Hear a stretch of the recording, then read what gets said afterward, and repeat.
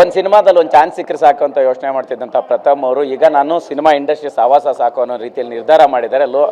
ಈಗ no cocaine ನನ್ನ last cinema ಅಂತ ಹೇಳ್ತಿದ್ದಾರೆ. ಸಿನಿಮಾ ಇಂಡಸ್ಟ್ರಿ ಸಹವಾಸ ಸಾಕಾಯ್ತಾ ಅಥವಾ ಸಿನಿಮಾ ಇಂಡಸ್ಟ್ರಿಯಲ್ಲಿ ಕೆಲಸ ಸಿಗ್ತಿಲ್ವಾ ಅಥವಾ ಸಿನಿಮಾ ಇಂಡಸ್ಟ್ರಿಯ ಪರಿಸ್ಥಿತಿ ಹೇಗಿದೆ ಅನ್ನೋದು ಒಂದು ಹೇಳಕೊಟ್ರೆ ಪ್ರಥಮ್ ಲಾಸ್ಟ್ ಸಿನಿಮಾ ಅಂತ ಹೇಳ್ತಿದ್ದೆ. ಇಷ್ಟೇ ವಿಷಯ, ಊರಲ್ಲಿ ತೋಟ ಇದೆ ನೋಡ್ಕೊಳ್ತಾ ಇದ್ದೀನಿ, ಕುಟುಂಬದ ವಿಚಾರದಲ್ಲಿ ಒಂದಷ್ಟು ಒಳ್ಳೆ ಬೆಳವಣಿಗೆ ಆಗಿದೆ, ಅದು ಗೊತ್ತಿದೆ. ನೋಡಿ, ಬೇರೆಯವರಾಗಿರಿ ಎಲ್ಲವನ್ನೂ ತಮಟೆ ಹೊಡ್ಕೊಂಡು ಊರು ತುಂಬ ದೊಡ್ಡ ಸೌಂಡ್ ಮಾಡ್ಕೊಂಡು ಕೂತು ನಂಗೆ ಅದು ಯಾವುದೂ ಇಲ್ಲ. ಒಳ್ಳೆ ವಿಚಾರಗಳು ಕುಟುಂಬದಲ್ಲಾಗಿದೆ, ಖುಷಿಯಾಗಿದ್ದೀನಿ. ಈ ಇರೋ ಸಿನಿಮಾ ಮುಗಿಸಿ ರಿಲೀಸ್ ಮಾಡಬೇಕಾಗಿದೆ. ಲಾಸ್ಟ್ ಡೇ ಶೂಟ್ ಇತ್ತು. ಈ ಸಿನಿಮಾ ಹೆಚ್ಚು ಕಡಿಮೆ ಒಂದು 50-60 ದಿನದಲ್ಲಿ ತುಂಬ ಏಟ್ಗಳೆಲ್ಲ ಆಗಿದೆ, ನೋವುಗಳೆಲ್ಲ ಆಗಿದೆ. ಕೊಕೇನ್ ಅಂದರೆ ಡ್ರಗ್ ಮಾಫಿಯಾ ಕುರಿತಾದ ಸಿನಿಮಾ, ತುಂಬ ಫೈಟ್ಸ್ ಆಗಿದೆ. ಒಂದು ದೊಡ್ಡ ಸ್ಟ್ರಗ್ಲಿಂಗ್ ಜರ್ನಿ ಮುಗಿಸಿದ್ದೀನಿ, ಆರಾಮಾಗಿ ಊರ ಕಡೆಗೆ ಹೋಗ್ತಾ ಇದ್ದೀನಿ. ಆ್ಯಂಡ್ ನಮಗೇನು ಗೊತ್ತಾ ಸರ್, ಒಂದೇ ಒಂದು ವರ್ಡ್ ಹೇಳ್ತೀನಿ, ನನಗಿಂತ ಪ್ರತಿಭಾವಂತರು ಬೆಂಗಳೂರಲ್ಲಿ 40,000 ಜನ ಅವರೇ. ಆದರೆ ಭಗವಂತ ಏನು ಇಲ್ಲದೆ ನಮಗೆ ಕೊಟ್ಟರು, ಆಯಿತಾ. ನನಗಿಂತ ಡ್ಯಾನ್ಸ್ ಮಾಡೋ ಒಂದು 50,000 ಜನ ಇದ್ದಾರೆ. ನನಗೆ ಅವಕಾಶ ಕೊಟ್ಟರು, ಬಿಗ್ ಬಾಸ್ ಗೆದ್ದಾಯಿತು, 7 ಸಿನಿಮಾ ಹೀರೋ ಆಗಿದ್ದಾಯಿತು. ಇನ್ನೆಷ್ಟು ಸರ್ ಆಸೆ ಪಡಲಿ? ಎಲ್ಲವೂ ಇದ್ದಾಗಲೇ, ಬೇಡಿಕೆಯಲ್ಲಿದ್ದಾಗಲೇ ಖುಷಿಯಾಗಿ ರಿಟೈರ್ಮೆಂಟ್ ತೊಗೋಬೇಕು. ಆ್ಯಂಡ್ ಇನ್ನೊಂದು ಏನಂದರೆ, ಮಾಡಲ್ಲ ಅಂತ ಹೇಳ್ತಾ ಇಲ್ಲ, ಊರ ಕಡೆಯಲ್ಲಿ ಇರ್ತೀನಿ, ಒಳ್ಳೆ ಆಫರ್ಸ್ ಬಂದಾಗ ಖುಷಿಯಿಂದ ಬರ್ತೀನಿ, ಬಂದು ಹೋಗ್ತೀನಿ. ಬಟ್ ಈಗ ನಾನು ನಿಲ್ಲಿಸಿದ್ದೀನಿ, ನಂಗೆ ಸಾಕು. ಪ್ರಥಮ್ ಬೇರೆ ಬೇರೆ ಕಾರಣಕ್ಕೆ ಬರೀ ವಿವಾದದಿಂದ ಸುದ್ದಿ ಆಗ್ತಾ ಇದ್ರು. ಬಟ್ ಈಗ ಅಂದರೆ ಸಿನಿಮಾ ಟೈಮಲ್ಲಿ ಒಂದು ರೀತಿ ಪ್ರಚಾರಕ್ಕೋಸ್ಕರ ಈ ರೀತಿ ಹೇಳಿಕೆ ಕೊಡ್ತಾ ಇರುವಂಥದ್ದು ದೃಢವಾದ ನಿರ್ಧಾರನ ಮತ್ತೆ ಅಂದರೆ ಸಿನಿಮಾಗಳಲ್ಲಿ ಅವಕಾಶ ಸಿಕ್ಕರೆ ಬರ್ತೀರಾ ಹೇಗೆ ಏನು ಅನ್ನೋಂಥದ್ದು?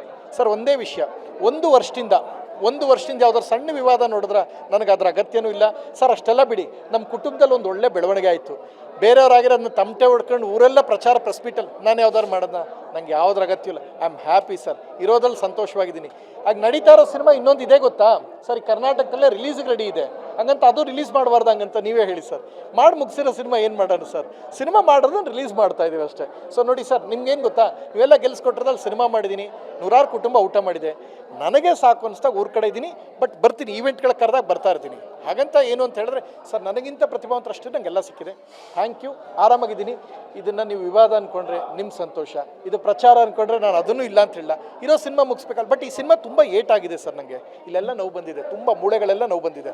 ಸೊ ಈ ಸಿನಿಮಾ ದೊಡ್ಡ ಸ್ಟ್ರಗಲ್ ನನಗೆ ಇದೆಲ್ಲ ಆದಮೇಲೆ ಒಂದು ಬ್ರೇಕ್ ತೊಗೊಳ್ಳೋಣ ಅಂತ ತೊಗೊಂಡಿದ್ದೀನಿ. ಈಗ ಎಲ್ಲಿ ನೋಡಿ ಸರ್, ಇಲ್ಲಿ ಕೂತ್ಕೊಂಡು ಹೆಂಗಾಗುತ್ತೆ ಅಂದರೆ, ನಾವು ಒಂದು ಚೂರು ಅಟ್ಲೀಸ್ಟು ಈಗ ಹೆಂಗಾಗಿದೆ ಗೊತ್ತಾ ಪ್ರಪಂಚ, ನಾವು ಸುಮ್ಮನೆ ಸಿದ್ದರಾಮಯ್ಯವ್ರ ಜೊತೆ ಒಂದು ಫೋಟೋ ಹಾಕ್ತಾರೆ, ಇವನು ಆ ಪಕ್ಷ ಅಂತ ಹಾಕ್ತಾರೆ.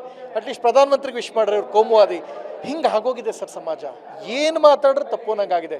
ಎಲ್ಲವೂ ಇದ್ದಾಗ, ಚೆನ್ನಾಗಿದ್ದಾಗ, ಬೇಡಿಕೆಯಲ್ಲಿದ್ದಾಗಲೇ ಬಿಟ್ಬಿಡ್ಬೇಕು. ಸರ್, ಈಗ ಏನು ಮಾಡ್ತೀರಿ ಊರಿಗೆ ಹೋಗಿ? ಏನು ಪ್ಲ್ಯಾನು, ಹೇಗಿರುತ್ತೆ ನಿಮ್ಮ ದಿನಚರಿ? ಏನಾದ್ರು ಪ್ಲ್ಯಾನ್ ಮಾಡಿದಾರಾ ಹೇಗೆ ಅಂತ? ಸರ್, ಊರಿಗೆ ಹೋಗಿ ಅಲ್ಲ, ಆಲ್ರೆಡಿ ಊರಿಗೆ ಹೋಗಾಗಿದೆ. 80% ನನ್ನ ಕಾಲನ್ನ ಹೊರಗಡೆ ಇಟ್ಟಾಗಿದೆ.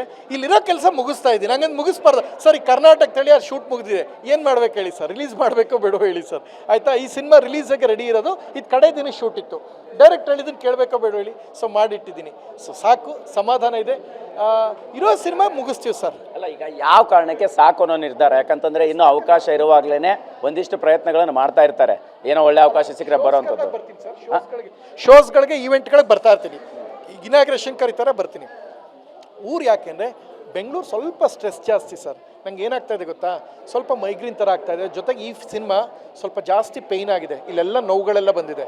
ಸೊ ಜೊತೆಗೆ ಏನಂದರೆ ಮನೆಯವರಂದರು ಸ್ವಲ್ಪ ಬ್ರೇಕ್ ತಗೊಳ್ಳಿ, ಇದೆಲ್ಲವೂ ಸಾಕು. ಅದಕ್ಕೋಸ್ಕರ ಒಂದು ಬ್ರೇಕ್ ತೊಗೊತಾ ಇದ್ದೀನಿ. ಅದು ಬಿಟ್ಟು ಇನ್ನೇನಿಲ್ಲ. ಈ ಸಿನಿಮಾ ನೋ ಕೊಕೇನ್ ದೊಡ್ಡ ಮಟ್ಟದಲ್ಲಿ ಗೆಲ್ಲಿ ನೀವು ಆಶೀರ್ವಾದ ಮಾಡಿ. ಅದಕ್ಕೆ ಬೇರೆ ಯಾವುದೋ ರೂಪ ಸರ್. ಇಷ್ಟೆಲ್ಲ ಆಗಿದೆ, ನನ್ನ ಸಿನಿಮಾಲಿ ತುಂಬ ಒಳ್ಳೊಳ್ಳೆ ಕಲಾವಿದರಿದ್ದಾರೆ, ಅವರೆಲ್ಲ ನಮ್ಗೆ ಹೆಮ್ಮೆ.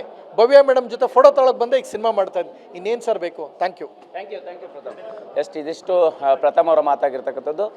ಸದ್ಯಕ್ಕೆ ಸಿನಿಮಾ ಸಾಕು, ಊರಲ್ಲಿರ್ತೀನಿ, ಮತ್ತೆ ಅವಕಾಶಗಳು ಸಿಕ್ಕರೆ ಬರ್ತೀನಿ ಅನ್ನೋ ರೀತಿಯಲ್ಲಿ ಮಾತನಾಡಿರ್ತಕ್ಕಂಥದ್ದು. ಕ್ಯಾಮ್ರಾ ಪರ್ಸನ್ ರಘು ಜೊತೆ ಮಾಲ್ತೇಶ್, ಗಿನ್ TV9 ಬೆಂಗಳೂರು.